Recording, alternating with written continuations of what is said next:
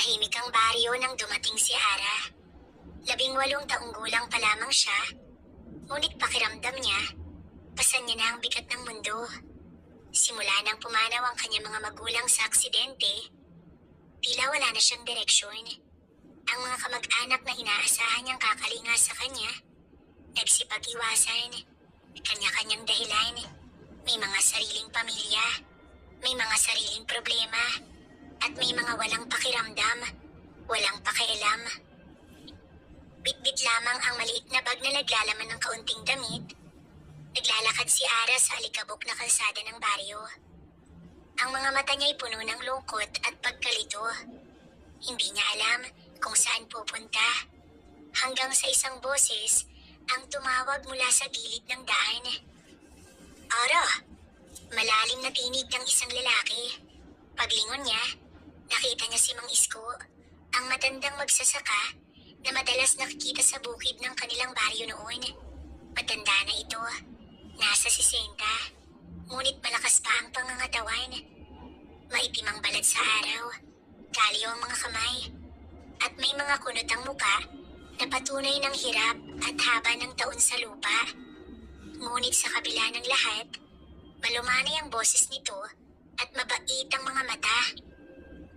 Dito ka na lang sa akin, alok ni Mang Isko matapos mapansin ang lungkot at pagod sa mukha ni Ara. Wala ka na bang matutuluyan? Dagdag pa nito, napayuko si Ara. Wala na po, Lolo Isko. Mahina niyang sagot. Hindi niya tunay na lolo si Mang Isko. Ngunit dahil sa tanda nito at respeto, agad niya itong tinawag ng ganoon. Bahagyang tumango ang matanda. Kung gayon, sa akin ka na lang muna. Hindi marangya ang buhay ko, pero hindi kita pababayaan. May kaunting ani, may kubo, sapat para sa 2 tao. Nagdalawang isip si Ara. Bago at mahirap ang sitwasyon, ngunit wala na siyang ibang mapupuntahan. Kaya sumama siya kay Lolo Isko patungo sa kubo nito sa gitna ng palayan. Pagdating nila roon, sinalubong siya ng amoy ng tuyong damo, palay at lupa. Maliit lang ang kubo, may isang kama, isang lumang aparador, at isang maliit na lamesa. Ngunit malinis at maayos. Sa gilid, may banig na nakalatag. Diyan ka na lang matulog, iha. Malapit lang sa akin para kung may kailangan ka, madali mong masabi. Ngumiti si Ara at mahina itong tumango. Salamat po, Lolo Isko. Habang inaayos niya ang kaunting gamit sa panig, pinagmamasdan siya ni Lolo Isko mula sa gilid. May kakaibang init sa mga mata ng matanda. Hindi lamang awa, kundi may halong paghanga. Ngunit agad niya itong itinago sa pamamagitan ng pagbaling ng tingin.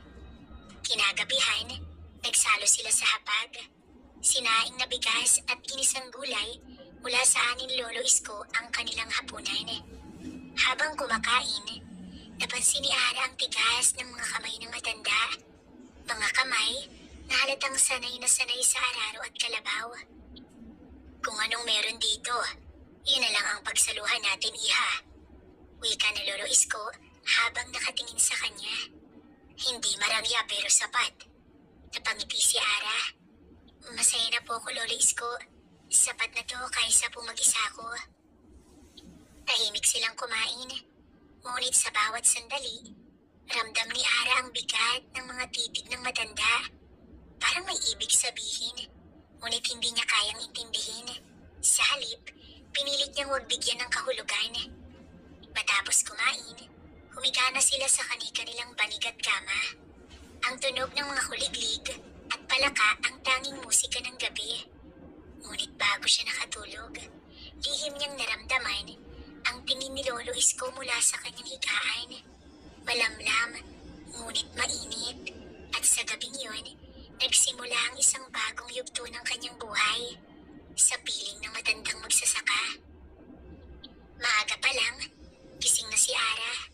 Sanay siyang tumulong, kaya bago pa man bumangon si Lolo Isko, nakapagsalang na siya ng sinaing at nakalinis na sa paligid ng kubo. Tahimik niyang ginagawa ang lahat, ngunit hindi niya alam na mula sa higaan, nakamasid sa kanya ang matandang magsasaka. Nakapato Nakatungtong ang siko ni Lolo Isko sa gilid ng kama. Pinagmamasdan ng dalaga. Sa bawat hakbang nito, sa bawat yuko habang nagwawalis, may kung anong init ang gumigising sa dibdib ng matanda. Pinipilit niyang isipin na dala lang ito ng tuwa dahil may kasama na ulit siya sa kubo.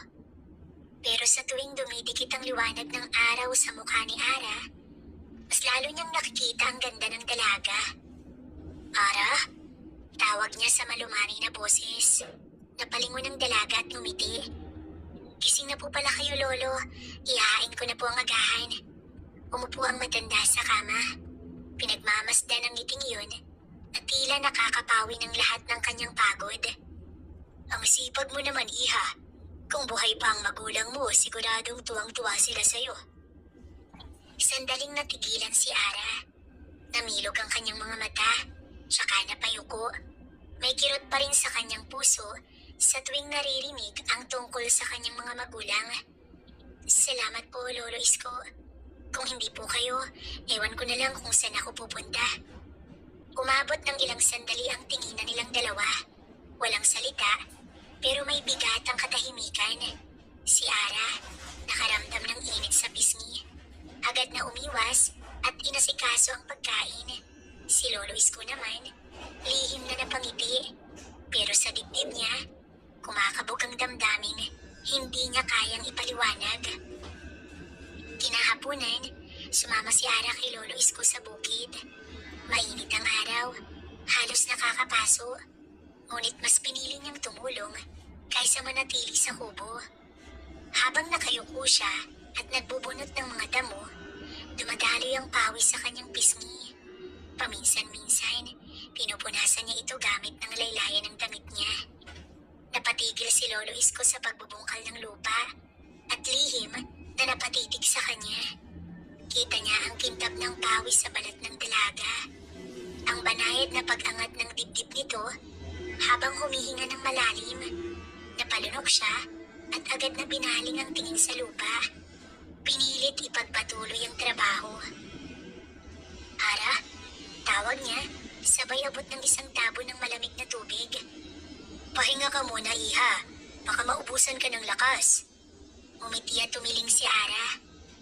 Kaya ko pa po, Lolo. Gusto ko rin pong matuto.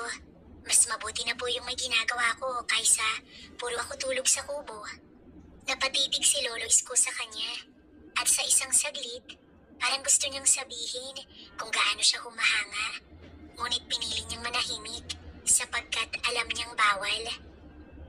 Kinagabihan, matapos silang kumain, nagboluntaryo si Ara na maghugas ng pinggan sa poso. Madilim ang paligid at ang liwanag ng gasera lamang ang tumatanglaw. Nakayuko siya habang nagbubuhos ng tubig. Ang kanyang buhok ay bahagyang nakalugay at kumikintab sa ilalim ng ilaw. Tahimik na sumunod si Lolo Isko at naupo sa gilid. Pinagmamasdan siya. Sa bawat pagyuko ni Ara, sa bawat pag-unat ng kanyang braso, para bang may malakas na hatak sa mga mata ng matanda. Lolo? Biglang sambit ni Ara. Hindi siya nililingon. Bakit po parang palagi kayong nakatingin sa akin? Nagulat si Lolo Isko. Saglit siyang natigilan, pero mabilis din siyang sumagot. Wala naman, Iha. Natutuwa lang ako na may kasama na ako ulit dito. Ang tagal ko ring mag-isa. Ikaw ang nagbigay ng kulay sa kubo ko.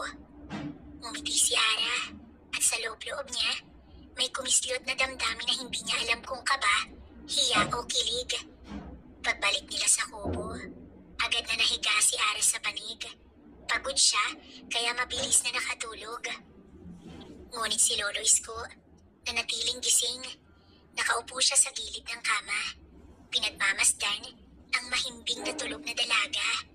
Ang maamong mukha nito, ang mapulang labi, at ang banayad na paghinga ay tila umaakit sa kanya. Ang ganda mo, Ara.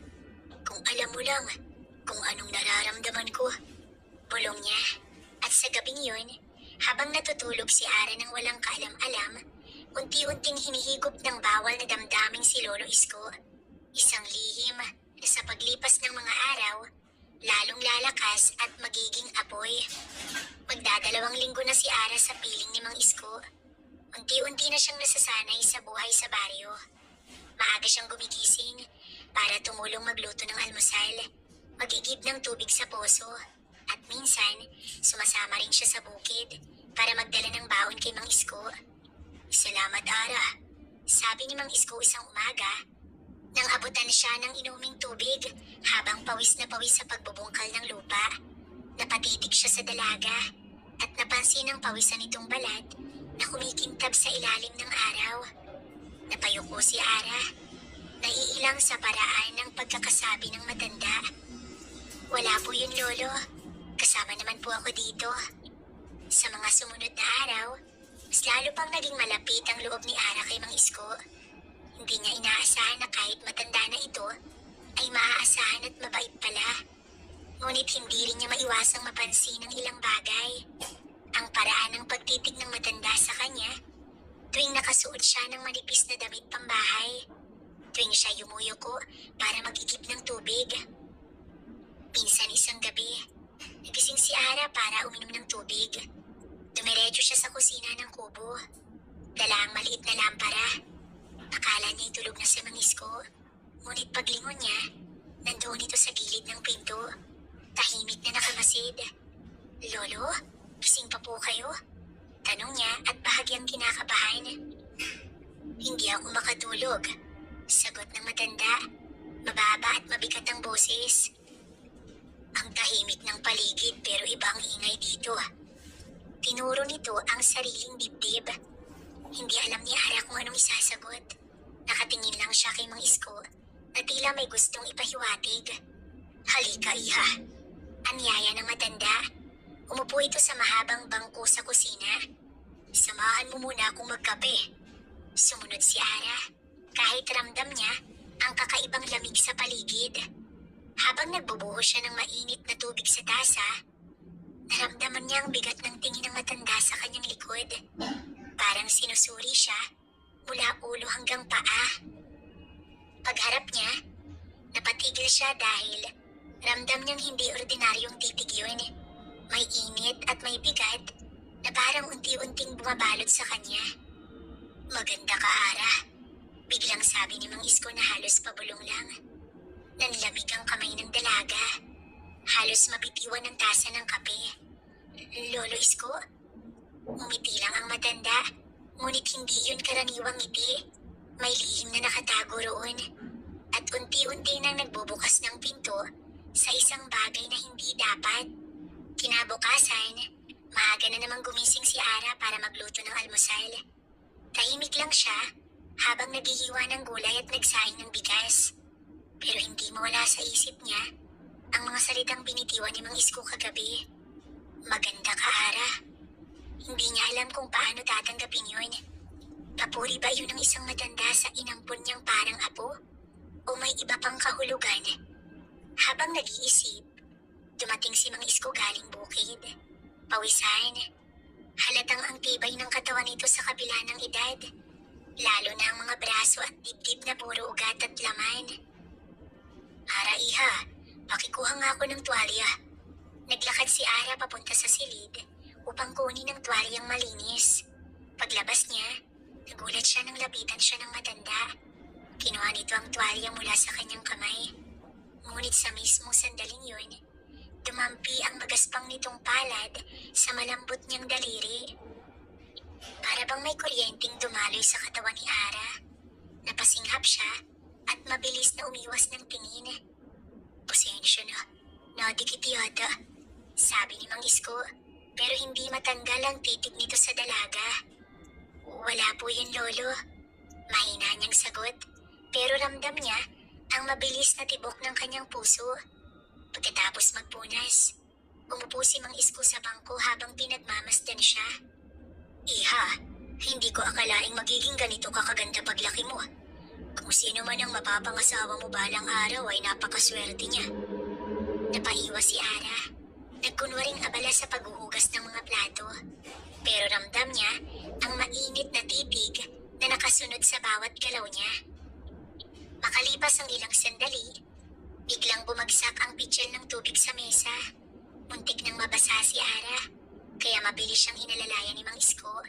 Hinawakan siya nito sa bewang para hindi matumba. Dahan-dahan, iha. Bulong ng matanda, halos malapit na sa kanyang tenga. Nanlamig si Ara, pero kasabay nun ay may kakaibang init na gumapang sa kanyang dibdib. Ramdam niya ang magaspang na kamay ng matanda sa kanyang balat. At bago pa man niya maisip, mabilis siyang kumawala at kinuha ang basang tela. Lolo, ako na po, mahina niyang sabi. Pilit itinatago ang panginginig ng kanyang boses. Tahimik lang si Mang Isko habang nakatingin sa kanya. Pero sa loob ng mga mata nito, may apoy na unti-unting lumalakas.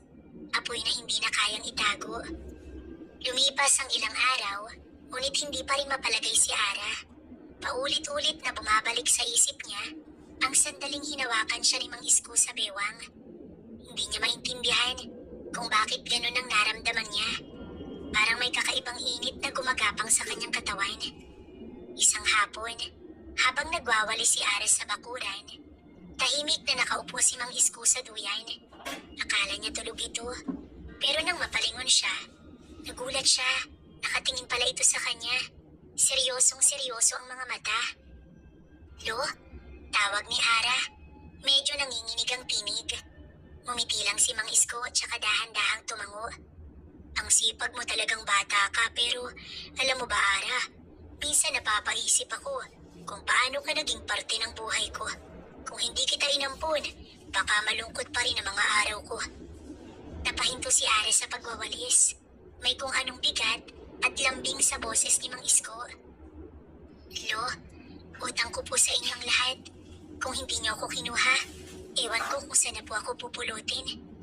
Tumayo si Mang Isko at lumapit sa kanya. Pinunasan nito ang butil ng pawis sa kanyang noo gamit ang sariling kamay. Napasinghap si Ara, lalo na nang tumagal ang pagkakadikit ng palad ng matanda. Maganda ka, Ara. Hindi lang maganda, nakakaakit ka. Nanlaki ang mata ng dalaga. Hindi siya makapagsalita. Ramdam niya ang mabilis na tibok ng kanyang dibdib, lalo na't halos magkalapit na ang kanilang mga muka.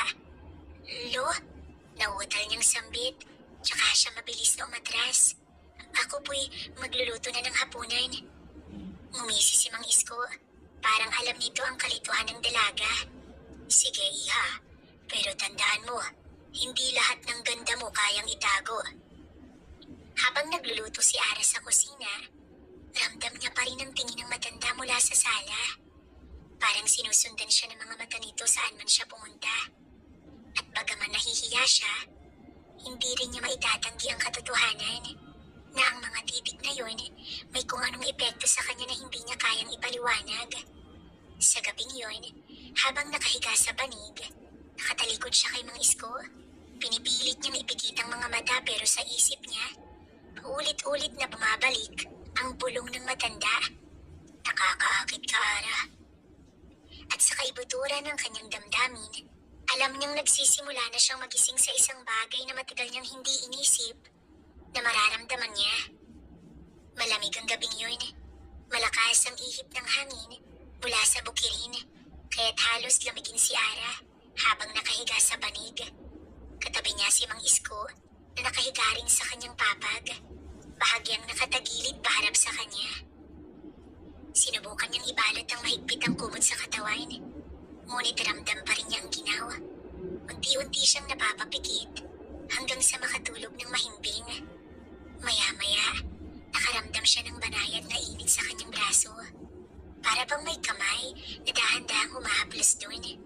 Sa antok niya, hindi niya agad inintindi. Akala niya nananaginip lang siya.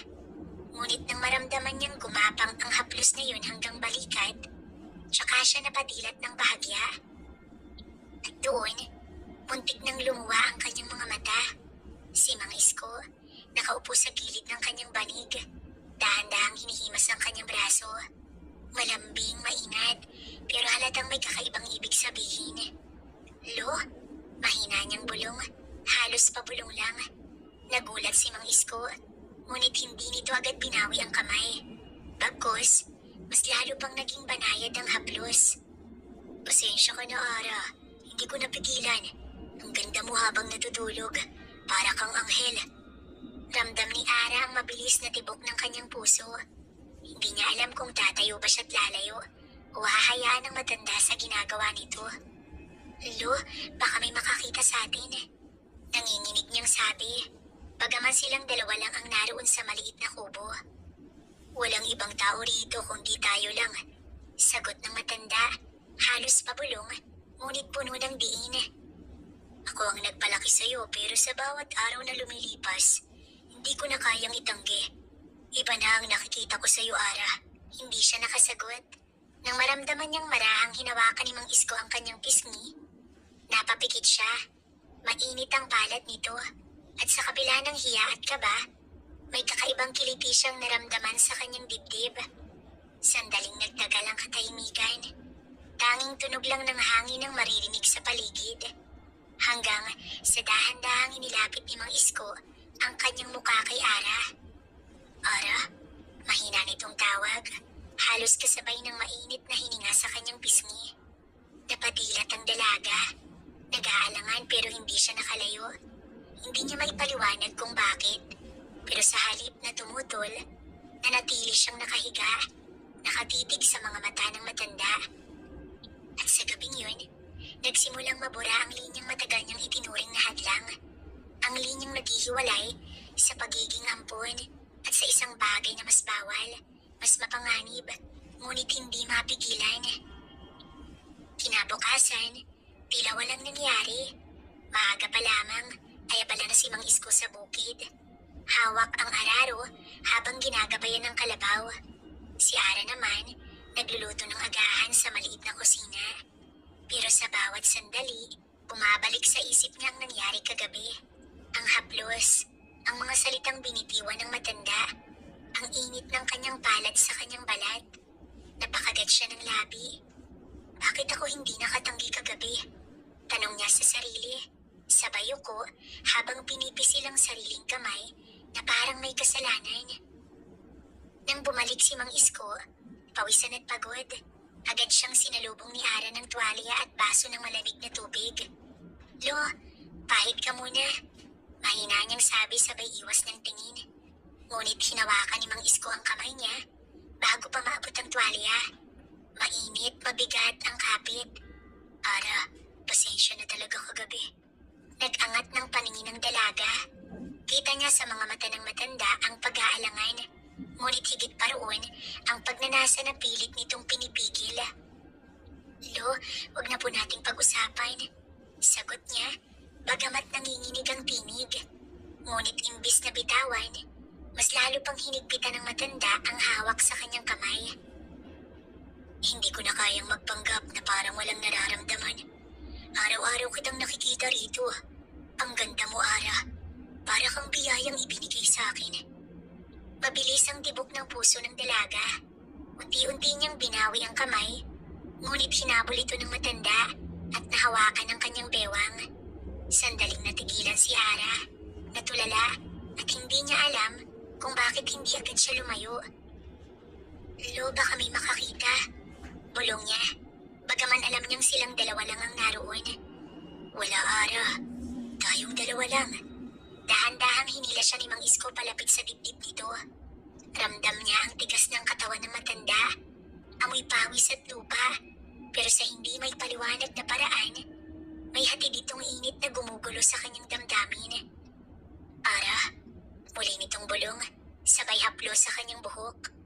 Kung ayaw mo, titigil ako pero kung nararamdaman mo rin, nanlalambot ang tuhod ni Ara.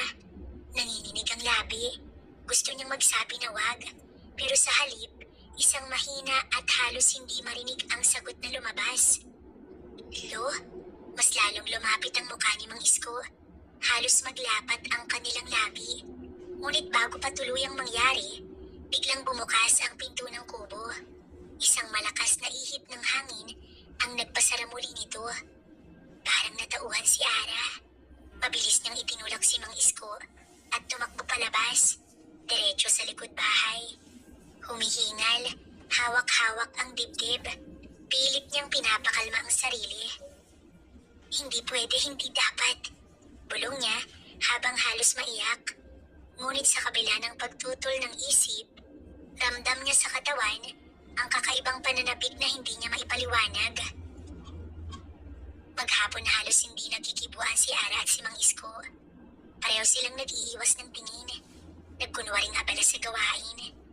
Pero sa likod ng katahimikan, pareho nilang iniisip ang muntik nang mangyari kaninang umaga. Nang lumubog ang araw, bumuhos naman ng malakas na ulan. Tumagundong ang langit.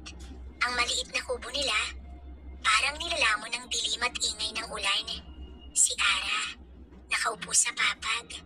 Tahimik na tinatahi ang punit na damit. Si Mang Isko naman ay nasa gilid. Naninigarilyo at tila malalim ang iniisip. Paminsan-minsan, sumisilip si Ara sa kanya.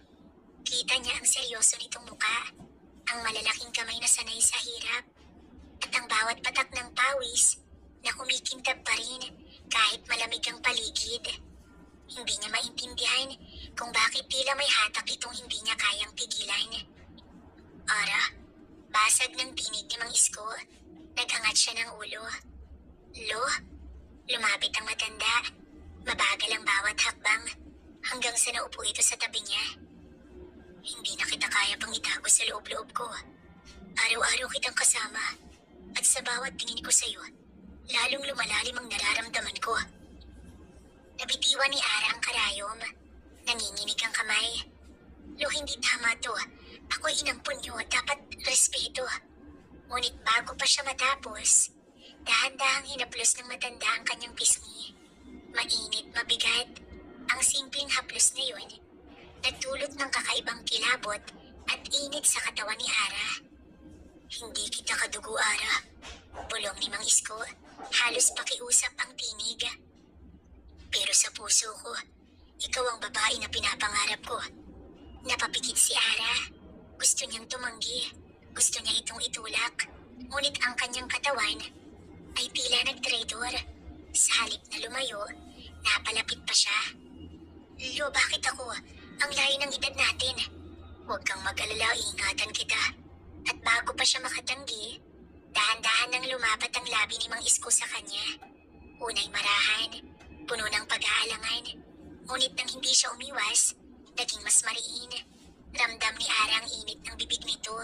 Ang pagkasabik na matagal na nitong pinigilan. Nanlambot ang kanyang mga tuhod. Napahawak siya sa balikat ng matanda. Unay para ito'y itulak. Ngunit kalaunay naging mahigpit ang pagkakakapit. Parang may kung anong nagbukas sa loob niya.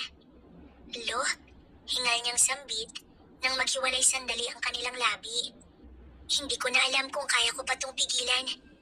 Hinawakan siya ng matanda sa kamay, tsaka dinala ito sa kanyang dibdib. Hindi na rin ako, Ara. Gabi-gabi kitang iniisip. Ngayon lang ako muling nakaramdam ng ganito. At doon, sa gitna ng malakas na ulan at dilim ng gabi, nagpatuloy ang kanilang mga halik. Ang bawat haplos ay naging mas mapangahas. Ang bawat daing ay natatabunan ng ingay ng kalikasan. Alam nilang mali. Alam nilang may kapalit ang lahat. Pero sa sandaling yun, sila lang ang mahalaga. Hindi pa rin humuhupa ang ulan sa labas. Sa loob ng maliit na kubo, tanging liwanag mula sa gasera ang nagsisilbing saksi sa kakaibang gabing yun. Magkatabi sa papag sina Ara at Mang Isko. Kapwa hingal at nanginginig. Hindi dahil sa lamig, kundi dahil sa apoy na bumabalot sa kanilang katawan. Ara, bulong ni Mang Isko habang hinihimas ang buhok ng dalaga. Kung ayaw mo, pwede pa kitang pakawalan ngayon. Pero kung pipiliin mong manatili, hindi na siya pinatapos ni Ara. Dahan-dahan niyang inilapit ang mukha at muling hinalikan ng matanda. Marahan sa umpisa, ngunit habang tumatagal, ay mas naging mapusok. Wala na siyang lakas para tumanggi. Ang katawan niya mismo ang nagtutulak sa kanya. Ramdam niya ang gaspang ng labi ni Mang Isko. Ang bigat ng kamay nitong nakadantay sa kanyang bewang. Ang bawat haplos ay tila gumuguhit ng init sa balat niya. Lo, parang hindi ko na kayang pigilan. Hinaplos ng matanda ang pisngi niya at ngumiti ng mapakla. Huwag mo nang pigilan, Ara. Ako nang bahala sa'yo. Dahan-dahan siyang pinahiga ni Mang Isko sa papag. Ramdam niya ang kaluskos ng banig at ang bigat ng matanda. Sa kabila ng takot at kaba, may kasamang pananabik ang pintig ng kanyang dibdib. Ang magaspang na kamay ng matanda, gumapang mula sa kanyang braso. Napapikit si Ara. Napakagat labi. Ang ganda mo, Ara. Parang nananaginip lang ako ngayon. Lo, tanging nasabi ng dalaga na nanginginig ang tinig. Sa bawat mainit na halik, unti-unting bumibigay si Ara. Hanggang sa dumating ang sandaling wala na silang kapwa na kontrol. Ara, ito na. Hindi na ako makakapagpigil. Paanas na sambit ni Mang Isko habang nakatingin sa mga mata niya. Lo, ingatan mo ko. Sagot ni Ara. Halos umiiyak sa kaba, ngunit hindi na umaatras. At sa gabing yon, tuluyan na ngang nangyari ang bagay na yun sa kanila. Mabagal, puno ng pangangalaga, ngunit halatang matindi ang pananabik na matagal ng kinimkim. Sa bawat pag-ingay, tila lumulubog sila sa isang mundong sila lang ang naroroon. Malayo sa tama at mali, malayo sa sasabihin ng iba. Hanggang sa ilalim ng ulan at dilim, isinuko ni Ara ang sarili sa unang pagkakataon. At si Mang Isko naman, natupad ang matagal ng lihim na pangarap. Tahimik ang paligid. Tanging huni ng mga ibon at lagaslas ng tubig sa kanal ang maririnig sa labas ng kubo. Dahan-dahang iminulat ni Ara ang kanyang mga mata. Una niyang naramdaman ang bigat ng braso ni Mang Isko na nakadantay sa kanyang bewang. Napakapit siya sa kumot. Naalala ang mga nangyari kagabi. Parang isang panaginip. Ngunit naroon pa rin ang hapdi at bigat sa kanyang katawan na nagpapaalala na totoo ang lahat. Napapikit siya at bumuntong hininga. Diyos ko, anong ginawa ko? Bulong niya sa sarili. Ngunit bago pa siya lamunin ng pagsisisi, gumalaw si Mang Isko. Bumangon ang matanda. Dumampi muna ang labi nito sa noo ng dalaga bago kinuha ang kanyang damit na nakakalat lang sa sahig. Gising ka na pala, Ara. Malumanay ang boses ng matanda, ngunit halata ang pangamba sa kanyang mga mata. Pasensya ka na sa nangyari kagabi. Hindi ko na napigilan ang sarili ko. Napayuko si Ara. Pinipiga ang kumot. Hindi siya makatingin ng diretso. Lo, kasalanan ko rin. Ako rin ang pumayag. Naupo si Mang Isko sa gilid ng papag. Pinagmamasdan ng dalaga. Kung gusto mong umalis dito, hindi kita pipigilan. Hindi ko kayang pilitin ka, Ara. Napatingin siya sa matanda. Kita niya ang pagod sa mga mata nito. Ngunit naroon din ang lambing at malasakit. Hindi niya alam kung bakit, pero sa halip na matakot o mainis, may kung anong init ang naramdaman niya. Hindi po ako aalis. Kahit ano pa pong nangyari kagabi, hindi ko po kayang iwan kayo. Saglit na natahimik si Mang Isko. Kitang-kita ang pamumula sa mukha niya. Tila hindi makapaniwala sa sinabi ni Ara. Dahan-dahan niyang hinawakan ng kamay ng dalaga. Salamat, Ara, pero simula ngayon, kailangan natin itong itago. Bawal sa mata ng tao. Kapag nalaman nila, sisiraan ka nila. Tumango si Ara. Kahit may kaba sa kanyang dibdib, alam niyang tama si Mang Isko. Hindi sila magkadugo, pero sa mata ng lipunan, isang malaking kasalanan ang ginawa nila. Lumipas ang ilang oras, bumalik sila sa kanilang mga normal na gawain. Si Mang Isko, nagpunta sa bukid, habang si Ara, naglinis ng kubo't nagluto ng tanghalian. Ngunit bawat kilos, bawat sulyap, puno ng alaalang iniwan ng nagdaang gabi. Pag-uwi ng matanda mula sa sakahan, muli siyang sinalubong ng ngiti ni Ara. Pero iba na ang ngiting yun. May halong hiya, may halong init, at may halong lihim na kasunduan na sila lang ang nakakaalam. At nang sumapit ang gabi, muling bumuhos ang ulan. Muling nagkatabi sila sa papag, parehong walang imik. Ngunit sa ilalim ng dilim, kusang gumalaw ang mga kamay ni Ara. Hinanap ang matanda. Lo, pwede po bang ulitin natin? Bulong niya na halos pabulong sa hangin. Nagulat si Mang Isko. Napatingin sa kanya. Kita ang apoy sa mga mata ni Ara. Hindi na inosente ang dalaga. May kaalaman na. At sa ikalawang pagkakataon, muling sumuko ang dalaga sa matandang nag-ampon sa kanya. Mas mabagal, mas maingat, ngunit mas mainit at mas matindi. Sa gabing yun, hindi na sila basta ampon at tagapag-ampon. Naging magkasalo sila sa isang bawal na kasunduan ng laman at ng damdamin.